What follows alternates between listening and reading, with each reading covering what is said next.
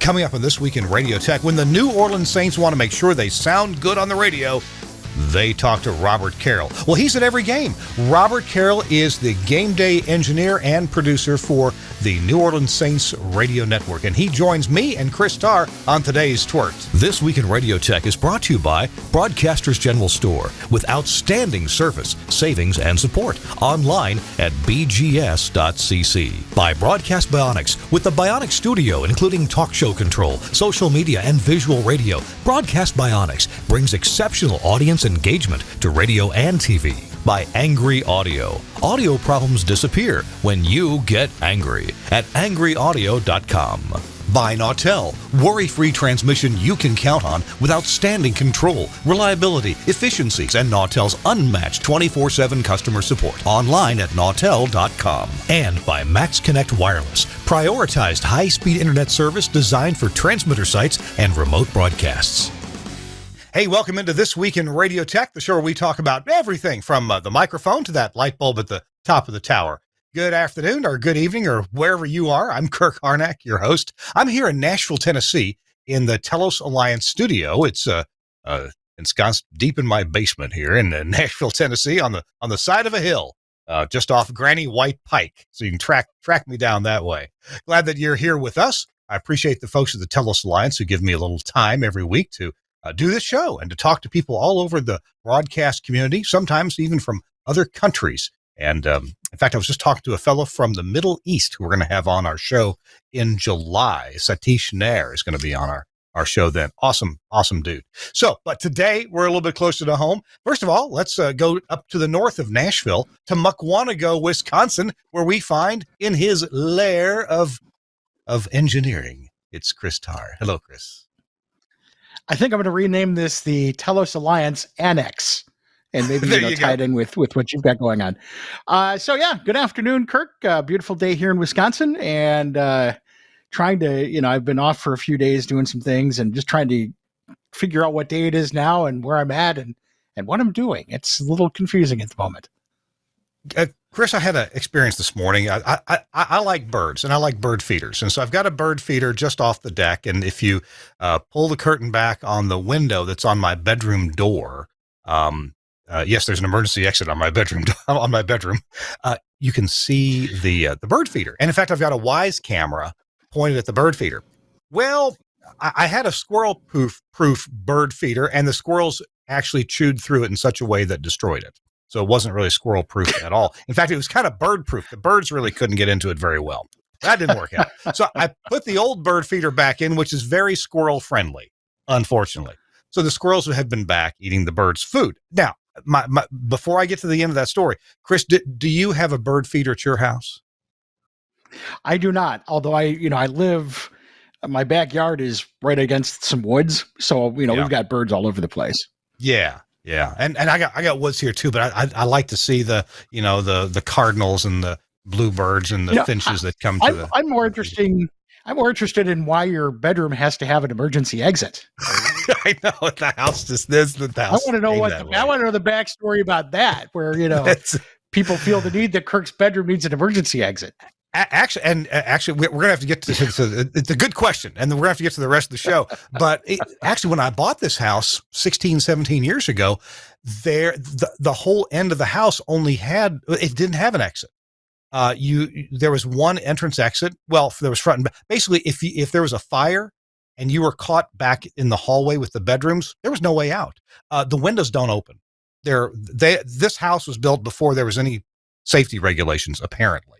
So anyway, I added a door in the back bedroom. Could have added a window, but the deck was right there. So it was real nice just to open the door and go out on the deck. Someday there'll be a hot tub out there, but not yet. Anyway, so this morning I get up and there's a squirrel chowing down on the bird feeder, right?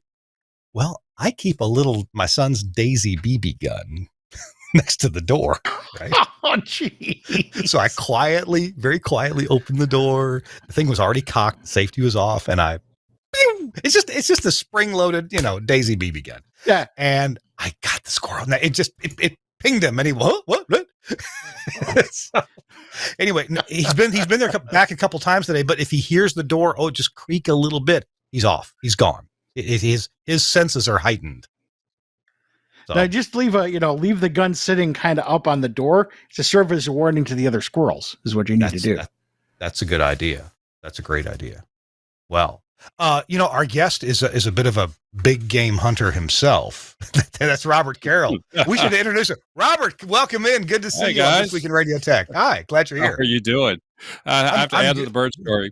Yeah. We have a bluebird house in our backyard, and for a while we had a camera inside and would stream the progress of the eggs and hatching of the birds. It was really cool. So I want to do that again. But we gave up on the squirrel-proof feeder. Well, was that a Red Ryder that you had? Yeah. The compass in the sock? Yeah. It You're is. going to poke your eye out. That's it. You're going to put your eye out. I actually got the squirrel twice this morning. First time he said, "What?" He was like, "What in the world was that?" And he couldn't believe it. And he didn't move. But the second time I got him this morning, again, it's just a BB gun. I don't think it actually did any damage to the squirrel. I'll just scare him. Just surprised him. Yeah. And I sadly, I can't shoot a 22 here in the city. So I can't do that. Okay. So Robert Carroll's with us. Robert, welcome in. It's good to see you. Tell us, who is Robert Carroll? Why are you here today, Robert? Why am I here today? Well, first off, I'm chief engineer full-time for the NPR affiliate here in New Orleans for WWNO, but at night, I'm the Saints Radio Network engineer and producer for game days for 37 seasons now.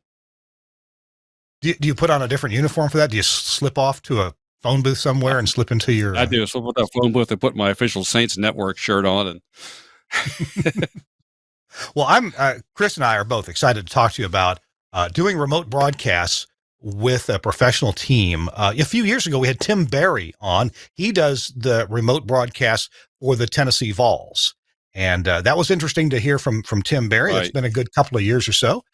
So today we're going to hear about that on the professional level of the New Orleans Saints. I'm sure you've got some stories to tell us. Also, we're going to hear seriously about the progression of technology from where you started with, I think, some cups in the string to where things are now. Yeah. Right? Yeah. Something like that. Yeah, we went to fishing a lot. No, just kidding. We started out I started in 1985. Our play-by-play and color announcers were Jim Henderson, a local sportscaster here, and Archie Manning became our color analyst right after he retired from playing football. And Archie's a wonderful guy, but we were both newbies at the time that I started. And back in those days, we were using a company called IDB that came along after Robert Wold kind of abandoned doing the whole sports broadcast radio remote business. And it was great. You walked into a stadium, you had an 8KC line to a off-site satellite uplink. There were 2 POTS lines, locker room lines, everything you needed were in place. And to verify those lines during the week, they had a little thing called a chicken. And it was a little chirp box that had a lid. And when the lid was closed, it set off this little beeper. And you would have to flip it up and had binding posts here to put your connection on. And that's the way we started. And actually, it worked very, very well. Yeah, and they had access to the uplinks, made sure everything was working. They tested them during the week. It was wonderful. And then eventually, in the early 90s, they switched to ISDN, and they had the original Zephyrs. Some of them that had the external terminal adapters, and that worked pretty well. There were some issues at times. But I think in all the years I worked with them, I think I only had to do a broadcast on a telephone once. And that was actually in San Francisco after the earthquake. As a backup over the phone lines. We're going to, I tell you what, we're going to get to that in just a minute. I've got questions about backups and technologies and so forth. Right. I want to remind folks that Nautel, one of our sponsors here on This Week in Radio Tech, Nautel is restarting their Transmission Talk Tuesdays this coming Tuesday. The next Tuesday is going to be Tuesday, June the 7th. So you can go sign up for that right now at nautel.com/webinars. This Tuesday, it's going to be the 1,000-foot view of your facility or things you should know when working with your tower crew. In this session, they're going to go in-depth into safety and good work habits from a tower climber. Going to be a discussion on what you should be aware of to ensure that your climbers that you've contracted have the tools and the training to do their job safely, as well as the thing you should know if you're working around the site when there's a crew up above.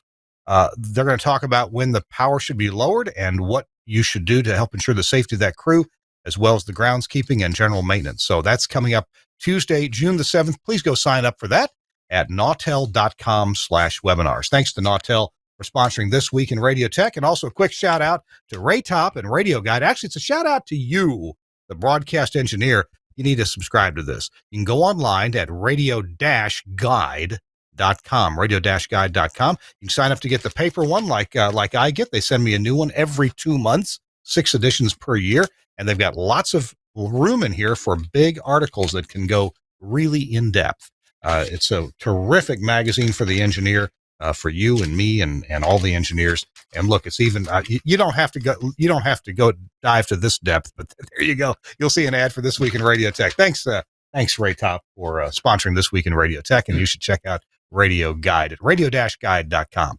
Okay, Chris Tarr is with us here, and Robert Carroll is with us here. Robert, okay, so you started to tell us about the technology used to get audio back from games. But tell you what, let's take a step back. You do engineering and producing for the New Orleans Saints football network. Is it a network per se, or just for the flagship station? What's that setup? I work for the flagship, but it is a network of stations across the Gulf Coast. Yeah, from Louisiana, Mississippi, Alabama, and actually maybe even Pensacola. Does this imply that you go to all the football games, home and away? It's home and away. When does the season actually start with preseason games? It's usually the second weekend of August, and it was 4 preseason games. They're down to 3 now. And then the season begins in earnest on around the second week of September. Now, Chris Tarr, you're going to have to jump in here because we are at the limit. I hope the sports ball wins. I'm not a sports guy, and Chris, you're a big Packers guy, aren't you, Chris? I am. I was going to say, he doesn't get a lot of work in the off season, so that's okay. Whereas, with the Packers, we tend to do a little bit more of that. The first question right out of the gate, because this has been happening across the NFL, is the network owned now by the team, or is it run by the flagship? In most cases, it's run by the flagship. There are a few, the Carolina Panthers and the Tampa Bay Buccaneers are 2 that come to mind right now.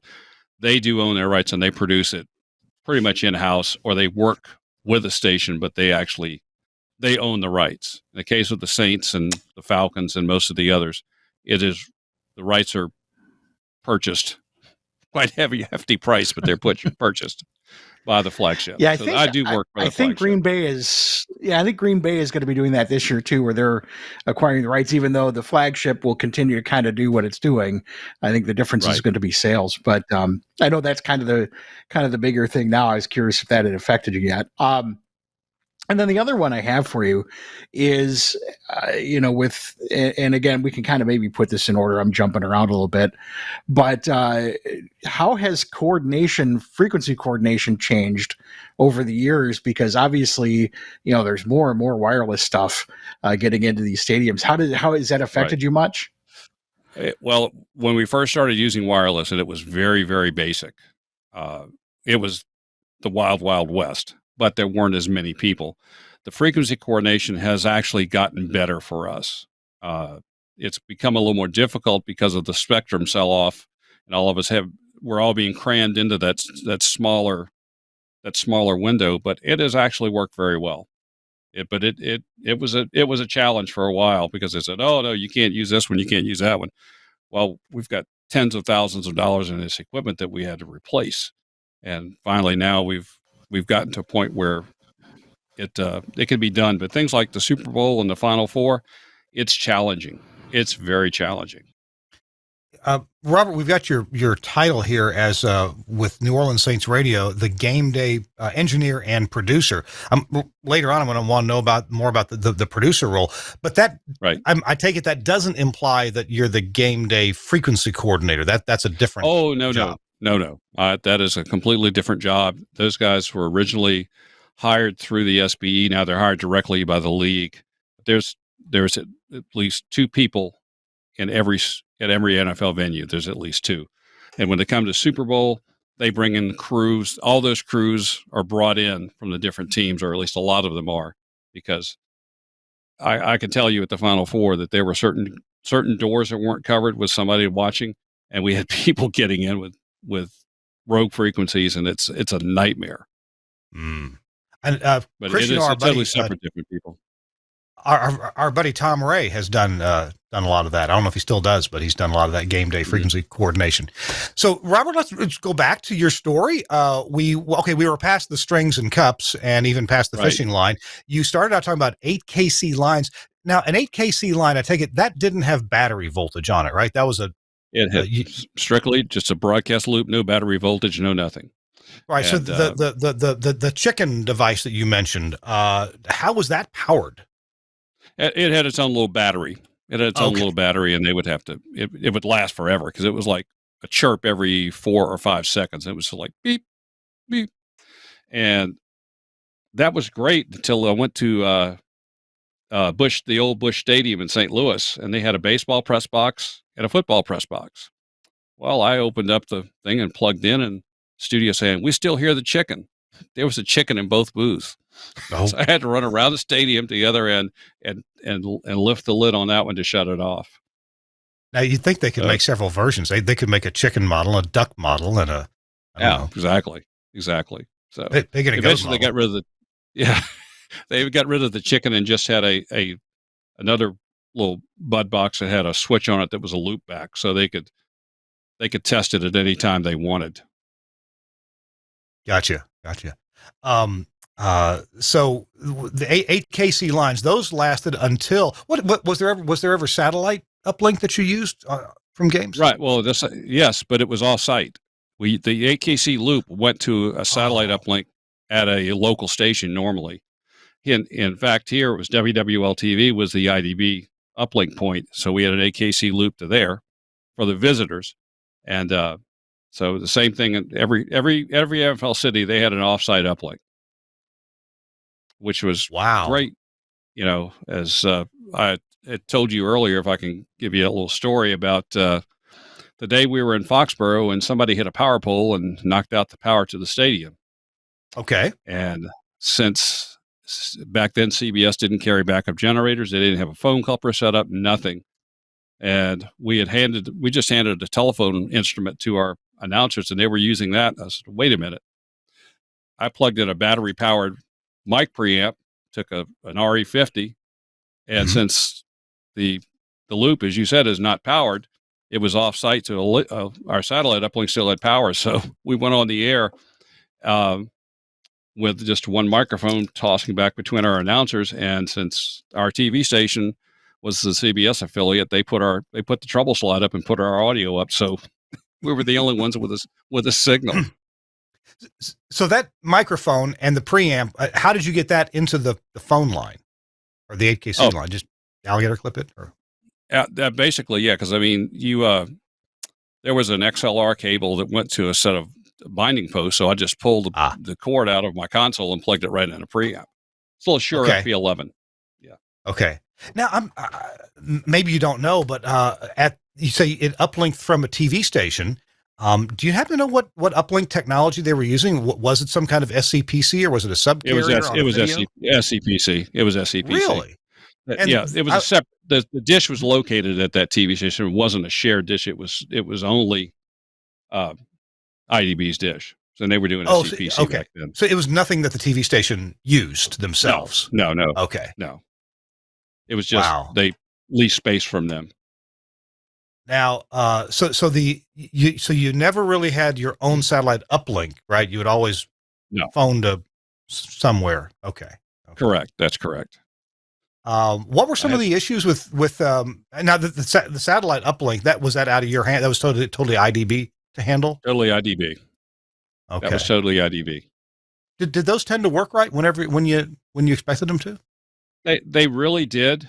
I think they were good about checking things. I don't recall honestly ever having a line problem. Like I said, the one game that we had to actually do on an old single line Comrex was after, again, what year was that? 88, I believe, that the San Francisco earthquake was during the World Series.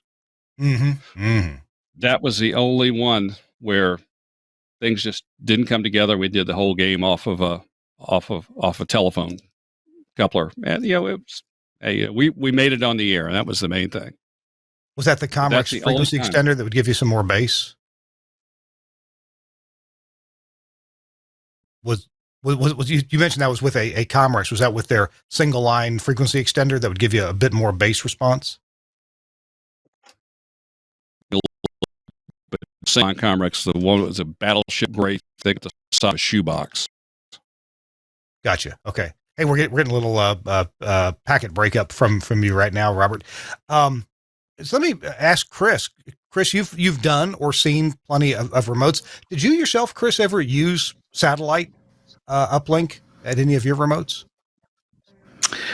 We did a couple of times. Mostly it was ISDN. It was more of a regional network when I did when I set up the Chicagoland Speedway NASCAR network. That was all kind of, through a bunch of local stations. But I did do, my time with Intercom, we did various different things that had uplinks. Same thing with when I was with the Radio Milwaukee, owned by the public school district. Same thing, where it was typically ISDN or IP to the satellite uplink center. And then from there it went out. And again, my experience has always been, especially with ISDN, it was super reliable. And, we also got, some kind of, government rate or something on the ISDN line. So we hung on to those. And really, that's what's kind of, unfortunate, I guess, about this is that technology worked so well, that the ISDN to the uplink, and that stuff was bulletproof. But, I still remember, having to get to the Speedway, the week before, making sure that, all the lines were working and that our lines are working, and, testing and leaving the connections nailed up and all those sorts of things. So, there's a lot of planning that had to got involved with that. But once it worked and once you had it up and running, that stuff just ran and ran and ran. And, it was a lot of fun putting those events together for sure. Hey, Robert has got some ISDN stories. They transitioned, of course, from 8KC loops and satellite uplinks to ISDN and then to IP. Robert's got some information and stories about that coming up. You're watching This Week in Radio Tech. It's our 596th episode. So glad that you've joined us here. Robert Carroll, who is the game day engineer and producer for the New Orleans Saints radio network, is with us. He goes to a lot of football games. He sees a lot of first downs, and he'll be back with us here in just a minute. Our show is brought to you in part by Broadcast Bionics. We'll be right back. Welcome to the Bionic Studio. The Bionic Studio brings all audience interaction to the fingertips of a production team in radio, TV, and podcast. Our workflow-led system is working 24/7 around the world for small broadcasters and national and international networks. Our telephony module, Bionic Talk Show, allows cost-effective centralization, remote operation, scalability, and resilience across an entire network of stations, but at the same time is used in single-studio self-op environments. Social media curation and activity is now considered a broadcast-critical part of programming. Bionic Social means the studio isn't overwhelmed with a wall of interaction from an ever-growing number of social platforms. We combine SMS, MMS, and email together with a speech-to-text service for listeners using smart speakers. We enable studio teams to curate, filter, and display all platforms in one place, and post text, images, and video content to multiple platforms in one operation.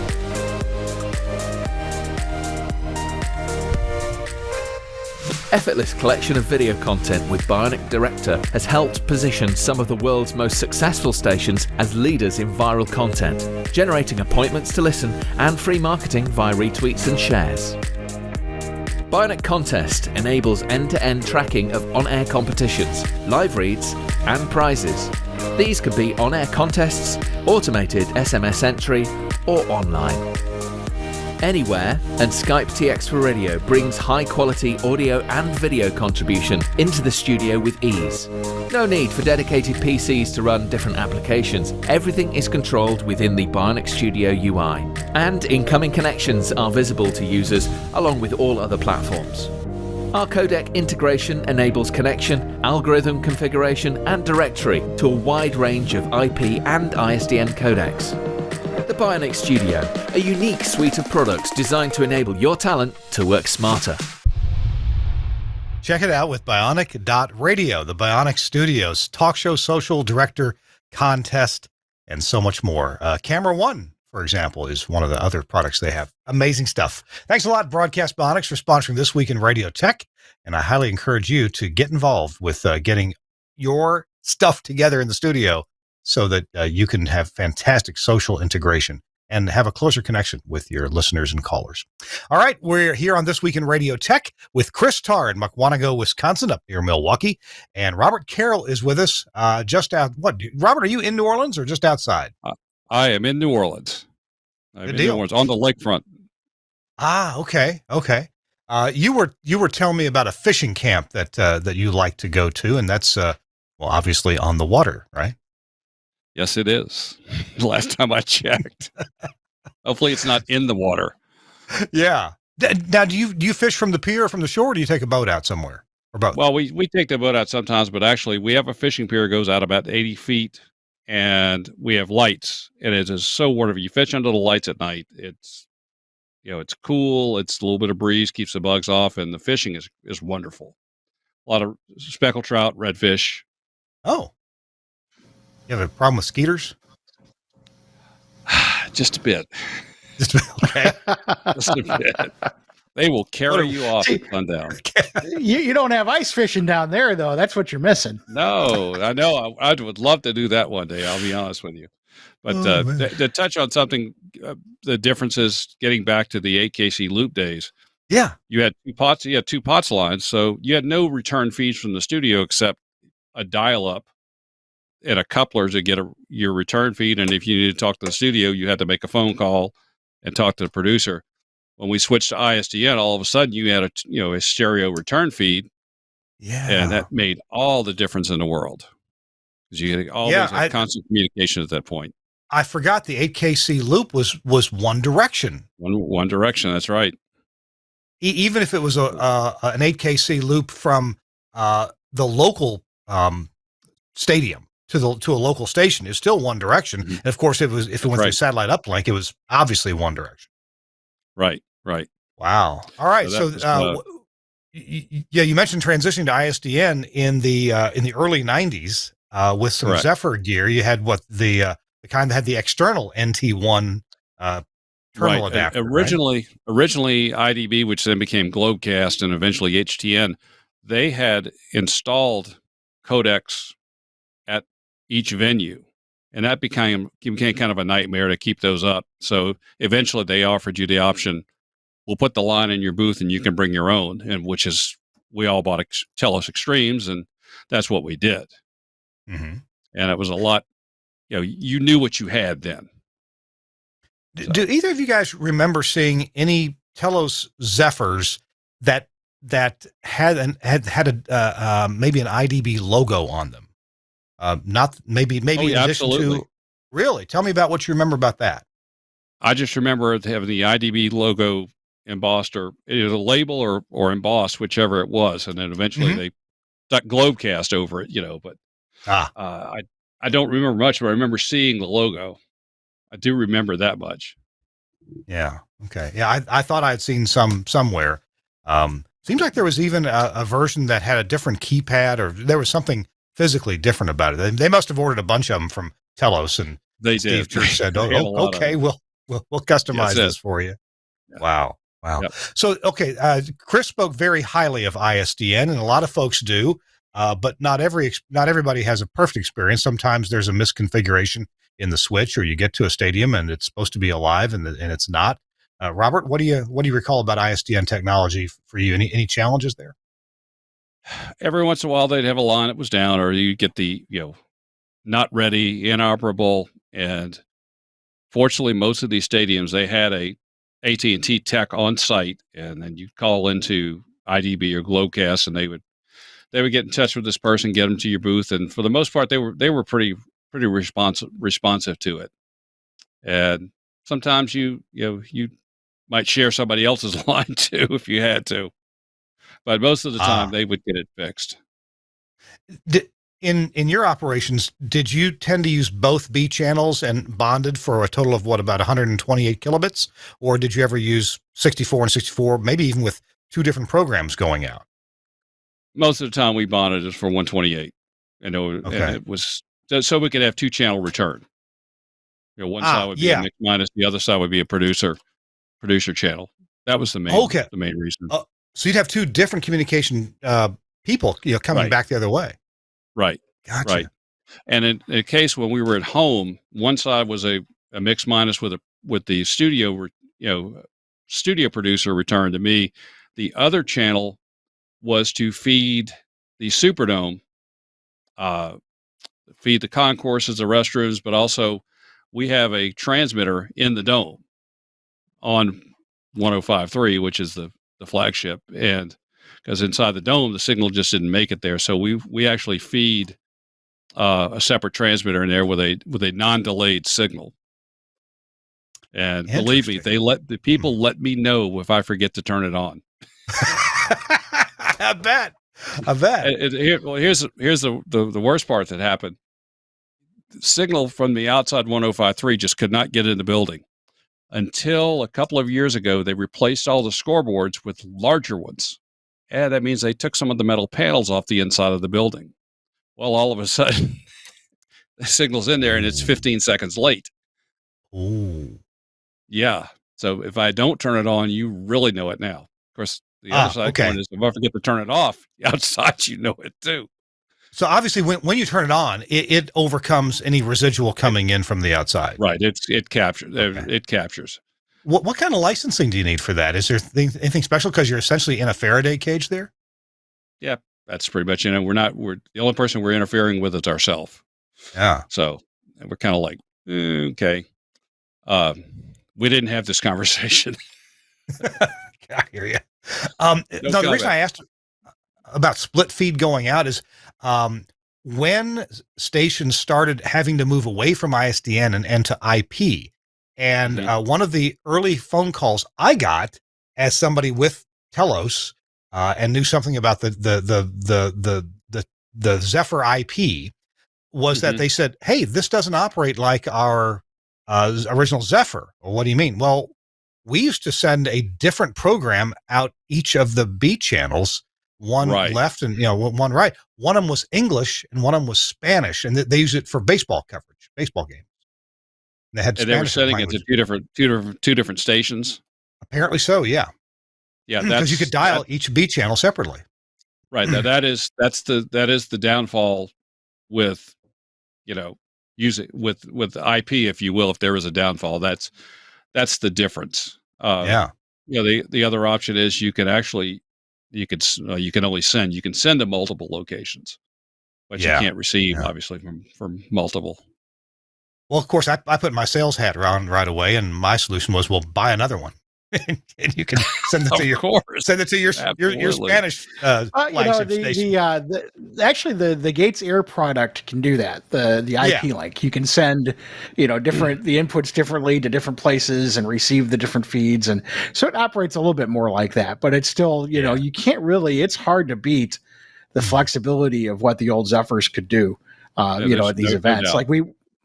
Yeah, I mean, we used to do, we did one of those synchronized fireworks shows, and we're able to send, the music down, to the remote for the speakers on site, and then the cues to the people firing off the fireworks. And, it's, that's great. Obviously we've moved on from that, but yeah, that technology was so flexible. Yeah, we actually some reason we run a show every week called Ask the Governor with Governor Edwards here, and some reason WRKF or Louisiana Network could not make a connection to NPR, so they actually sent it through here, and we set it at G.722 and accepted the phone call from them, looped the audio back to the other channel, and uploaded it to NPR. And again, like you said, that's something you can't do in the IP world. We tell you what, let's hit the last technology, and then we'll go back and talk about some redundancy or backup. Of course, now we've moved from ISDN, which apparently phone companies have wanted to get out of that business. for whatever reason. I'm not sure I understand all the reasons, but as they went up in rates, I talked to voiceover people who were paying $60, $70 a month for ISDN, and they'd been jacked up to $700 and $800 per month. The phone company wanted them off of those products, but they were tariffed. They couldn't just take them away, but they could raise the price. But now we're in the IP world. So, Robert, what's that like for you? It's got its own set of challenges, but it's actually very good. It's a lot. It's very flexible. You've got multiple options as your path. The NFL team flagships have gotten together. For a while, we were using a company called Sports Backhaul. They provided sort of like IDB did with initially it was an ISDN, and then they moved to having an IP connection, locker room lines, POTS lines in every stadium. Well, they went out of business, so the flagships got together with Howie Deneroff from Westwood One and Michelle, and her name escapes me. I apologize. They put together this consortium of all the teams and all the flagships, and 30 out of 32, I believe, is the number that actually participated. We keep up all the internal lines and backup internet service at the stadiums, and we have an MPLS circuit basically to every stadium and to every flagship, and that's our main path back. Backup is stadium provided internet. We also carry, a lot of us, including me, carry a cradle point with Max Connect using that prioritized 4G, and that's our backup. It's a second codec that is connected strictly to that. So I take it, so rather than visiting teams having to arrange for their own IP connectivity, right? The flagship stations provide that as a courtesy, as a what's the word I'm looking for? Not retrospective. Reciprocal courtesy. Yeah. Right. So we make sure there's locker room lines available for them. We have a POTS line if they need it. Most people don't now. I mean, I still hold on to that copper with a death grip. But so they and for the most part, some stadiums we went to, they didn't have a POTS line, but so then we don't use it. So it's no big deal. COVID was, if you want to talk about that, was an interesting challenge for all these flagships. I believe that Saints Radio was the only flagship that actually traveled the entire year, the first year of COVID. A lot of the teams chose not to travel, the announcers, because we couldn't travel with the team and they didn't want to take the expense to, send their teams. Well, the Saints said, we want you there, so we're going to fly your crew. So us and some of their people that couldn't make it on the charter. So they knocked the number of charter passengers from 110 down to about 70. So knocked a lot of people off. But forgot where I was going with this. Anyway, we traveled, and most of the teams, when they were away, they made arrangements through the NFL to get a dirty program feed from the TV trucks, raw program, not delayed, via fiber back to their home stadium. And that's the only place it could go, was the home stadium. That, and they would get also what's called the L-22, which is the overhead shot, seeing all the entire field. Put those into monitors, and they called the game off the monitors for the road trips. So I'm curious about this phrase that's used, dirty feed. You mentioned that it was not delayed. Is there normally a profanity delay, or what kind of delay is there? I say it's usually what you get into a stadium is called a net return, and it goes up to New York or LA or wherever, and they insert their commercial or whatever, and it comes back to you. Well, that's delayed by a few seconds. Oh, okay. And it's just, so it's direct raw program out of the truck. Truck program is probably the better term for it. Which means that even during commercial breaks, the announcers back home are still seeing perhaps some meaningful footage. Correct. Okay. And they became a little protective, worried that we were going to see something that shouldn't be seen. That's like, we don't care.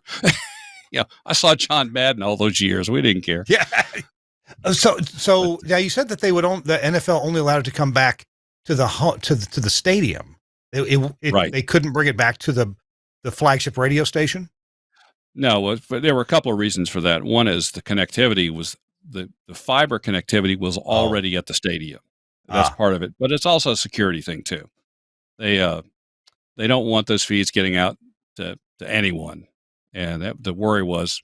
Plus, if it's got to be converted to an IP based thing off of that fiber, there's going to be a lot of delay in it, so it wasn't practical, and it just made sense to do it there because, like I said, the infrastructure was already there. Gotcha. Chris, do you have any questions about that? That style of production? No, and because actually, when we were looking at becoming the flagship for the basketball team here, it was that same kind of thing. That's pretty much how they do it now, and it's the same kind of thing even with because here the flagships for all of this, Green Bay is in Milwaukee, so that's all fiber between Milwaukee and Green Bay to get the get the information down here for the live broadcast. So I'm pretty familiar with that. And, you're right. The IP connectivity has gotten better, but it all kind of goes down to that last mile. And, that's the difficult part is being able to control that. So, that was the discussion we were having was, okay, if we carry these games, how do we get them to, how do we get them uplinked? How do we get them from the stadium? Where do we produce them? And, there would have to be some investment there. So I remember hearing about the consortium. I didn't realize that it had actually gotten done. That's a really interesting concept. And I guess, it was, really kind of necessary. Very, very necessary. And I have to give kudos to those folks that put that together because it worked very well this first year and minimal problems. A couple of stadiums we had issues because it was down to the wire to get the stuff set up, but it worked out really well. I was really pleased. I do work with the Pelicans as well, and they did the remote broadcast thing with the NBA. It was the same thing, set up in a separate room with monitors, and because the NBA's got tons of fiber, just like the NFL. So they did the same thing last year. Yeah, I know NBA was talking about doing, I think, brick links to their affiliates or something, to the flagship or something like that. But you did the other thing, and we come back to this. But the other thing you brought up was a really good point, and I dealt with this at the Speedway with NASCAR. Was they had AT&T sites or AT&T techs on site. So when there was any issue with ISDN, literally within minutes, there was somebody there to work on it. And talk about fantastic, because we had a couple of ISDN lines and a couple of POTS lines. And, every time, we get there a week before to get everything set up and working. And, I would just send them what we needed and they would have it ready and tagged for us. And then any time during that weekend, the race weekend, if we had a single issue, there's somebody right there to take care of it. So that was one of the nice things back in those days with, with the POTS connectivity and the copper was there, the teams were the organizations were always good about having, tech people on site to take care of these things. The one thing that's happened with AT&T and the ISDN is that most of the people that know how to work on it for AT&T, they've retired, and that's part of the reason they're sunsetting it. Right. Well, or you call and you want to get ISDN and they want to sell you Uverse or their DSL, something like that. And you're right. I mean, when I towards the end, before I canceled our ISDN lines, if we had any problems, if they can't plug a TWiRT into it and look at it, they don't know what to do. Same thing even with T1s now. I mean, it's getting more and more difficult to get service on T1s. Even the 8K loops are now, if you can there are still places you can get them, but they're aptX cards and they're, digital and, so yeah, it's not surprising that they got rid of ISDN because they obviously want to retire all that copper. But unfortunately, it was the switch circuitry that made it so reliable versus IP where the bits just kind of go everywhere. Exactly. And the other thing too is for people that were using POTS line codecs, they don't play nice with VoIP. Right. So a lot of that, a lot of those backups, they went goodbye. Yep. All that's true. Although, of course, I'm a IP fan myself. One thing about with ISDN, you could get 128 kilobits by combining two B circuits, and if that's what you needed, that was great. But if you wanted 256 kilobits, I mean, yeah, you could buy another ISDN Right. circuit. Now with IP, I mean, heck, out of my house here, I could push 600 megabits out of my house right here. Wow. I don't need to, but I got 600 meg up and it's supposed to be a gig up and down, but it's not really, you don't actually get what you pay for. Up to. Yeah. At our radio station in Cleveland, Mississippi, which is 2 miles north of Cleveland, Mississippi, we finally, literally 2 days ago, we were able to get fiber to that radio station. Now we're just paying for 250, but 250 meg in and out. Whereas before that, it was literally about 75 meg down and literally 4 meg up. That's the best we could do through the local cable provider. So, I mean, it's getting better and better and better. We've had fiber at our Hawaii radio station since we started it 3.5 years ago. And except for 1 6-hour period, it's never gone off. It's there all the time.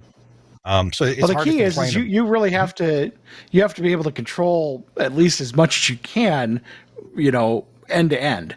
And, for example, I've got, I'm using IP codecs for STLs, and they work great on the links where I have my own IP radios because I can control that. Right. Now I have one where I have to go through the public internet. That one, not so much because I'm under, I'm kind of at the mercy of the provider. Now I went with, a small local WISP provider so that at least I could get service right away if we needed it. But, if you were using like a Comcast or something like that, knock on wood, but you're going to have issues. And that is the difference between, the older switch circuitry and IP now is at least with the switch circuit, there's a good chance. I mean, it was designed with reliability in mind. I mean, all of our money, all those years went into building this network of switch circuitry that was built to be super reliable. IP is reliable, but it's also, there's so many handoffs from here to there that if you can't control those handoffs, you don't know what you're getting. You're getting a best effort. Even if you have fiber in your building and fiber in the next building, if they're not directly wired, you're going through a switch somewhere. And that's where the concern can get. Or a point where two different ISPs connect and you've got, contention. When people are watching Netflix in the evening, right? That's when everybody's operating at 100% capacity or, the demand is more than 100%. And that's really when you lose packets. And I've certainly talked to customers who have used audio codecs and hey, every evening, like clockwork, they start getting dropouts. But the rest of the time it's generally fine. So, and that's, in my Chris, and we got to take a break here, but in my world, look, over the last 20 years, all that's gotten better and better and better. Yes, it still ain't perfect. Heck, I shoot micro MPX from Greenville, Mississippi to Cleveland, Mississippi, and it goes from Greenville to Dallas to New Orleans to Jackson, Mississippi to Itabena, Mississippi, and then 3 microwave hops later through a WISP, it shows up at my translator site. All that, and so there's always about 3 to 4 to 5% packet loss, always. And luckily, that micro MPX has forward error correction, and we use a ton of it.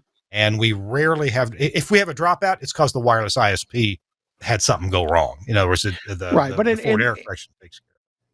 In the world of live sports, that's just not acceptable, though. I mean, that's the concern it can't mostly work, and it can't work 98% of the time. It has got to always work. So that's where MPLS and those sorts of things, I think, come into play, and where you really have to, as they did, take control of that infrastructure. Imagine if each stadium had its own brew of connectivity, either through the station or through the flagship or through the stadium, and it wasn't consolidated. You didn't know who provided it. That would be a mess. So that's the great thing about the consortium. But I think those are the things that have to happen in order to make IP work for this situation. Because again, you can't just hope for the best in this situation. It has got to work every time. Yeah. Absolutely. And that's the difference between public internet and arranging for your own, like, Formula One racing now, every camera is brought back to a central location over an IP link, but it ain't the public internet. Well, anyway, I guess my point is IP can work. It's when you're sharing it with millions of other people that it can get screwed up. Hey, our show this week in Radio Tech, it's episode 596. Robert Carroll of the St. Louis Saints. I'm sorry, New Orleans Saints. Sorry. New Orleans Saints Radio Network is with us. Chris Tarr is with us as well. And our show is brought to you in part by our friends at angryaudio.com. Don't get mad, get angry. And they have all this Studio Hub gear. Here's an example of what they make from Studio Hub. This is the IHF to Pro audio interface. You have a piece of semi-pro gear, maybe a cassette deck or a DVD player or something like that you need to, or a CD player that needs to interface to pro level. Well, you go in here at minus 10 or whatever that is. You come out at +4 with this, and it's on an RJ45 connector. It's also can be powered over the same using the Studio Hub standard, and you run this into your X node or whatever you have.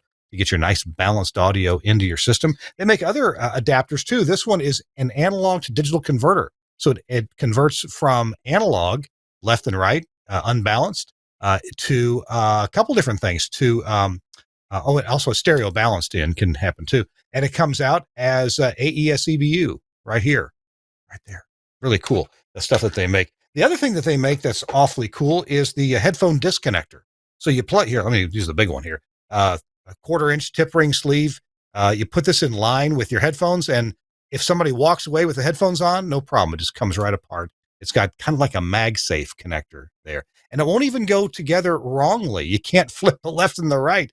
The magnets won't let it go together. It only goes together correctly. And of course, the usual things like, there you go. There's the headphone disconnector. What a great product. And hey, if you'll scroll down on that page, they have the newest product offering right there. It's a panel. It's a panel with the headphone disconnector, MagSafe style connector built right into the panel. Look at that. Magnetic connector instantly releases under stress. Oh, man. I think some of us need that to release under stress. There you go. That is so cool. That is the disconnect gizmo from Angry Audio at angryaudio.com. Check them out. Hey, Max Connect Wireless, Robert Carroll mentioned them, and they are a sponsor of This Week in Radio Tech. We've got a little testimonial here. We'll be right back. With all of the recent cybersecurity attacks against large corporations, we were looking for a product that would give us the ultimate security at our transmitter sites and as well as with our broadcast equipment. Max Connect fits the bill very well. Its greatest security feature is the fact that it gives you a single static IP address. Using this single static IP address allows us to close hundreds of open ports on our firewalls across the company and restrict access to only the Max Connect IPs. This has greatly reduced our exposure to the World Wide Web and made us much more secure moving forward. It has also given us the ability to expand as needed in a secure fashion. That's John Tokok with Radio 1, and this is one of the Max Connect wireless modems. It's actually a cradle point modem. The key there, though, is not the modem. It's 4G LTE technology, but the key here are the SIM cards that are in here, and this particular one has two of them, an AT&T and a Verizon SIM card. So if you happen to go somewhere where AT&T is not covering so well, you can just zoom right in there and switch it over to the Verizon SIM card. Max Connect Wireless. Really appreciate Josh Bone for setting this up. What a great idea for broadcasters. You get that fixed IP address, and you get prioritized packet delivery over the high-speed LTE internet network. All right, thanks a lot. Well, we have links in the show notes for both Angry Audio and for Max Connect Wireless. All right, we're talking to Robert Carroll. Chris Tarr is with us also. Where were we, gentlemen? We got off on a tangent about ISDN and IP, and Chris is such a big ISDN fan. Yeah. I wanted to jump in really quick though, because you were talking about the Angry Audio DA and AD converters. I want those disconnectors. Yeah, the AD converters are so great. I want to tell a quick story because it just it was just a great solution of a problem I had. I bought these Mosley Rincon STLs for my sites, and unfortunately, but they're AES coming out of the back of the box. And they have the RJ45s, and I needed to get one of those feeds to analog. What do you do? Well, I got, one of those Angry Audio converters shipped right out, just a little patch cable, RJ45 or a Cat5 connector between the output of the Rincon into that. And then, coming out of that, got the Studio Hub into the analog device. problem solved immediately. And, I did the same thing on the other side of the Rincon to get audio in. I took one of those and I had analog audio coming out into the box, AES out into the Rincon, done. So, those are great little problem solving tools. I'll tell you that. Got to make sure to carry one with you. That's what they did. That's what they do at both Angry Audio, and they bought this whole Studio Hub line. So they make good stuff. Robert, were you gonna finish up? Say something about that? Oh yeah, I was just to echo what he says. I use a lot of Studio Hub on these broadcasts because you've got to change. You don't know what your connections are in the stadium. Boom, you need 1/4 inch. Boom, you put it on there. You need XLR mail or whatever. It's really, that has been a big lifesaver for me with that company. But you were talking about your STLs, using your private radios, and actually that's something we did here at WW10. Our 950 STLs were really getting old, long in the tooth, and we're going to refurb them. But in the meantime, we bought a Gates Air Intraplex without the radios and had a local company install an 11 gig licensed link for us. And that thing is wonderful. We've got about 400 megs of bandwidth between send and receive between the our studio and transmitter now. Wow. I was just adding. Yeah, I'm doing the same thing. I'm doing the same thing. I'm using I'm just using the 5 gig radios. I live out I work, the station we're dealing with is out in the middle of nowhere. So we're not really worried about interference or congestion or anything like that. But I mean, what a great alternative. I'm able to send, 4 or 5 different program feeds over that link, uncompressed. And yeah, I mean, that is the benefit with IP. But again, it kind of goes with, when you can control it with the quality of the radio and control the heights and the links and everything else, you can't beat it. It's just that, you really have to do a good job in planning and setting up infrastructure to do those IP links. Yeah. We had talked a little bit earlier about, you were, Kirk, about thinking about if it was on a smaller broadcast, college or high school or so forth, as to what you could do and do without. And the IP codecs, as long as they've got a Wi-Fi hotspot, has really made a big difference for the high school guys. Because when my son was working with the local high school broadcast at the local AM station, they were using the dial-up, and it was terrible. Yeah. But when I took over for our group of stations here, we do local sports, and they were doing them over the phone as well. And we moved them to Lucy Live with basically Wi-Fi hotspots or Max Connects, and talk about a night and day difference for a little, just a tiny investment. Way better than over the phone or even ISDN in most cases. So yeah, it's been a game changer for sports of all kinds, all over the place. Yeah. There's another program I've played around with, used as a backup. Some people do use it. There's a free version and a paid, Clean Feed, which allows you to, with a laptop, send an invitation to whomever, and they can actually pick up your broadcast. We had the developer of Clean Feed on this show several years ago. But yeah, it's a cool product. Let's see. Hey, we don't have a whole lot of time left, Robert. In addition to engineering and doing the things that we expect you to do, make sure that that there's connectivity, that they're going to get good audio from one end from the stadium back to the studio.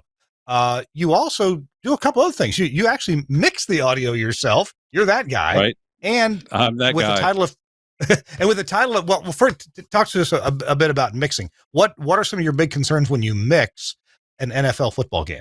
Mainly, your crowd can just be ridiculously loud in some of these stadiums, especially like the old Metrodome. It was like this Thunderdome, we used to call it. But getting the effects, getting some good effects from TV, and being able to mix that with your announcers and not overpower them, but get so people have the feeling that they're there. And make sure those feeds are clean. We get a ref feed, effects feed. You use a PA feed briefly, and it's I'm communicating in a back channel with our wireless mic, with our field reporter on wireless mic in the background, having clean IFB for him. That's the main things. Huh. That's interesting.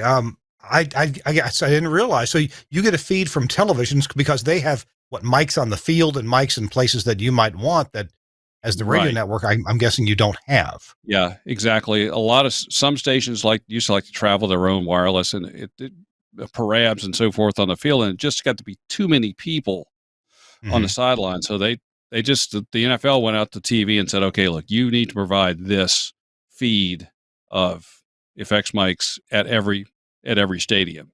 And they do. Sometimes they mess up and they'll put the rough mic in it, which it's never at the right level, and got to talk to somebody and get that straightened out. But yeah, for the most part, they're pretty good about it.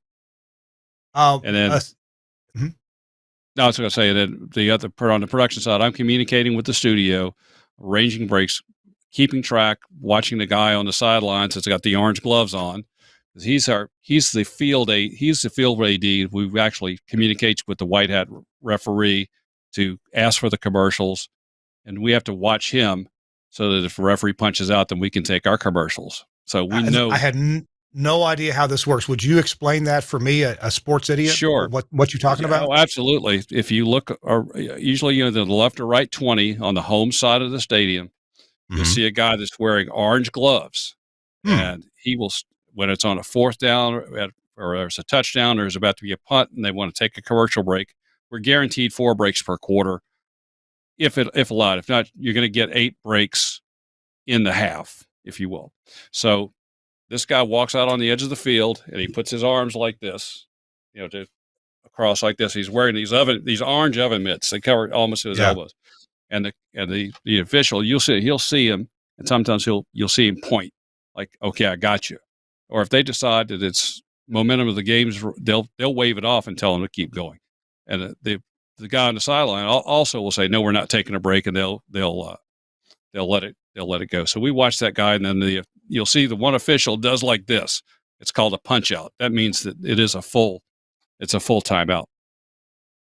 A punch out. Okay. And that's going to be and it's pretty much for television. It's for their benefit. Yeah. Yeah. Oh, yes. For their benefit. Yeah. Okay. Well, there's a good source of revenue there. So I guess if TV says we need to pay some bills, let's pay some bills. Exactly right. Exactly right. But they take care of us too. I mean, they always make sure that we know, especially the big games, there are floating breaks and they change things up, but there's a text chain going. NFL will send a representative there and they are texting with us during the game. If something's going to change, then we know it. So one last question that I have before we take our last break, and that is about your role as a producer. What does that mean? You being a producer, you set the gear up, make sure all the connections are good. There's no hum, no buzz. It sounds good. It's connected. You're mixing the audio. Seems like a lot for one person to do to me. But then you're also producing. What does that mean on site? Well, on site, like I said, I'm coordinating with the flagship. I'm calling, watching the orange sleeve or the red hat. It used to be a red hat. Now it's orange sleeves. Watching him, communicating with our talent and IFB to tell them whether or not to go to the field reporter, go to commercial, making sure there's a couple of pregame guests that we have to have. I go find those people, make sure the log is correct and stay on track with the studio. And, just, that's about it. I mean, I kind of got a baptism by fire a number of years ago when Clear Channel bought the rights. I was engineering up until that point. They said, no, we want you to do both. Okay. Oh gosh. Well, what they also didn't tell me is that their facility in Oklahoma City could not give me a mix minus. So in my headset for an entire season, I listened to my broadcast in real time and 2.5 seconds later. So I that actually has helped me multitask a lot better. Oh my gosh, that year. Yeah. Oh my gosh. We are going to take a break in a sec. Chris, do you have a last question before our break, before our tip of the week? No, I think I'm good. I've just been fascinated listening to this because it's changed so much since I've done it. Yeah. I wanted to give a quick shout out to my good friend Scott Pfeiffer, who is the Packers engineer. We've known each other. I know Scott. Many years. And just a quick story. I worked the Super Bowl with them in '96 in New Orleans, and he promised he would send me a hat from the championship game. Well, never got it, and he quit doing it. And 15 years later, I see him in Green Bay. He says, I was hoping I'd see you. He gave me the hat. Better late than never. That's right. Wow. Robert, I didn't, as usual, I failed miserably at my job of prepping you for the show. After this last commercial break, we do a tip of the week, and Chris always has something dynamite that nobody can ever really compete with. But I'm going to ask you to see if you can have a tip of the week for budding remote engineers. What would you tell a budding remote engineer to make sure they do to make sure the broadcast goes off correctly? This show, This Week in Radio Tech, is episode number 596. Robert Carroll, who is the engineer and producer for Game Day for the New Orleans Saints radio network. He's our guest. Chris Tarr is with us as well. We'll be right back after this from Vox Pro. Hey, what's happening? St. John here, coming to you from Command Central, and wanted to tell you about the absolute best partner you can have in radio. I'm talking about, boom, Wheatstone's Vox Pro. Lots of different audio software out there. Why Vox Pro? It's the only software designed to do what we needed to do, which is record, edit, playback in real time. When I say lightning fast, I'm going to show you how fast you can edit stuff up in Vox Pro right now. Literally 3 clicks on the controller, mark left, mark right, everything that gets marked, you hit delete, it goes away. It's literally that fast. So we're going to take this part right here. Boom. From caller 9 to him saying, I'm ready. 5, ready for that secret sound. Boom. All of that stuff, hit delete, it goes away. Here's your edit. You are tackling secret sound, caller 9. I'm ready, St. John. So one of the best features of version 7, this is awesome. It's effects macros, and you can literally put a chain of effects together so that instead of having to normalize a phone bit and then use noise reduction on it and EQ it and all that, you can literally build a chain. One button, this one's called call right here. I just click that. All of those processes happen instantaneously. Final thing that I love about Vox Pro, and there's so much more to get into, but one of my favorite things, you can load it on a laptop. I've literally done my show from a hotel room in Armenia to the conference room at, this was fun, jury duty. Great thing, no one could tell the difference. Vox Pro makes it totally easy. Telling you, if you're looking for the best on-air partner, call my friends at Wheatstone, ask them about Vox Pro, and you will be glad you did. Can you imagine being in jury duty and, excuse me, Judge, I've got to take a phone call real quick here. But St. John says he at least pulled off getting his bits done. Check out Broadcaster's General Store. That's where you can get Vox Pro. Their website is bgs.cc. Or you can do what I do, call them, because they're nice people to talk to at 352-622-7700. 352-622-7700. Thanks a lot to Vox Pro and Broadcaster's General Store for sponsoring This Week in Radio Tech. Be sure you take advantage of both of them. All right. Chris Tarr is here, and Robert Carroll has been our guest, and both will have a tip of the week. Who are we going to put on the spot first? Chris, you want to give us what you... Sure. Tip of the week? Okay. Sure, I can go. If you don't in your state, take a look, because you probably do. In Wisconsin, we have what's called the municipal auctions, and basically the law states, because for the colleges and the municipalities, our money went into buying this stuff. When it's time to retire it, they have to auction it off, and so they have an auction site for the state for all of these different colleges, tech schools, whatever, and they auction off their old gear. It is a great place to find things like I buy rack mount power strips, connectors, and you get such an amazing deal on this stuff, mostly because the stuff we're looking for in the tech world is so kind of just nobody's really paying attention to it. Now, servers and things like that tend to go for a lot of money. But for example, I bought several Middle Atlantic power strips that are rack mount, they're the rack mount power strips. I think I paid $15 or $20 a piece for them. Wow. And they were like new. And, those sell for hundreds of dollars. Oh, yeah. I bought a box of connectors for cable TV and satellite dishes, $5. It was just a random box of parts. So if you haven't yet, see if your state has one of these auction sites and get involved. It's just amazing the kind of stuff that you can pick up. And occasionally, if the state has radio stations and things like that, a while back, several years ago, we actually bought a BE transmitter for like $100. Wow. So, Wow. yeah, it's really cool, but it's a good thing to kind of bookmark. And I buy stuff all the time, just some great gear that's in great shape for next to nothing. I'm looking for a salt truck and 4,000 orange cones. Do you think I can find those? I can guarantee somebody will be auctioning them. Yes. Yeah, probably so. That's a good tip. When I lived in Kentucky, my dad worked for the university there, and they would have, through the university, we'd hear about the state auctions, and usually it was, mimeograph machines and that kind of thing. But there's plenty of things. Good tip. Good tip. I would imagine that states probably have some kind of mailing list you could get on to be alerted to state auctions. Yeah, I got an email list that updates, what current auctions are going on, things like that. All right, Robert Carroll, do you have a tip of the week for our audience? Well, staying in the remote broadcast vein here, if you think you need it, ring it. But no, seriously, I always carry a small, like 2-channel, inexpensive mixer I can throw in a bag that if, I've seen consoles like mine blow up right before a broadcast. And the most important thing is those 2 announcers on the air. Doesn't matter about any other sound. Throw one of those in your bag with an extra headset or whatever, and you can always put that on the air quickly. That's my tip.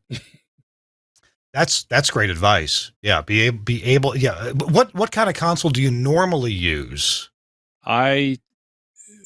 I'm currently using a PreSonus Studio Live Series 3 with their 16R rack mixer as a stage box, but that also doubles as a backup mixer if the main console. I'm an old guy. I need faders. Yeah, I need faders. I've mixed a few games on an iPad. It's like, it's okay, but it's not for me. But I did the play-in game for the Pelicans on my laptop and the 16R, which was kind of cool. Of course, NBA, you got 3 or 4 sources, and that's it. So with because with NFL, you've got all these additional effects mics and everything else. But I use back to your question, Studio Live Series 3 with a 16R as a backup. Okay. Great advice. Yeah. A small console is easy to take because you're right. They under $200 and throw it in the bag and be ready to go with it. Yep. This has been enlightening and fun, and it's a side of broadcast engineering that we hear about. We kind of know exists, but we don't often get to talk to people who actually do it. So, Robert, thank you very much for sharing your knowledge. It's been a pleasure. Thanks for the invite. I hope I passed on a few words of wisdom to someone. But it's been a lot of fun, Kirk. Thanks very much. Chris Tarr, thank you for your wisdom and experience and passing all that along to us as well. You're welcome. As always, great to be here. And we'll see you next week, Chris. And I'm not sure who our guest will be. I'm working on that. We want to thank Suncast, our producer, for producing today's show. Thank our sponsors. Really, they're in the show notes. You'll see a whole list of our sponsors. You can click on their website. And if you talk to somebody at one of our sponsors, it'd be real nice if you'd mention This Week in Radio Tech. We appreciate you very much. And hey, if you have an idea for who we should talk to on the show, love to hear those ideas. So you can reach me. I'm reachable. I'm findable. I'm on social media. So there you go. Or Chris Tarr. I mean, he's everywhere. Absolutely everywhere. You can even check with his parole officer. Isn't that right, Chris? I can't say. Yeah, that's right. All right. Well, I got to go check my ankle monitor. We'll see you next week on This Week in Radio Tech. Bye-bye.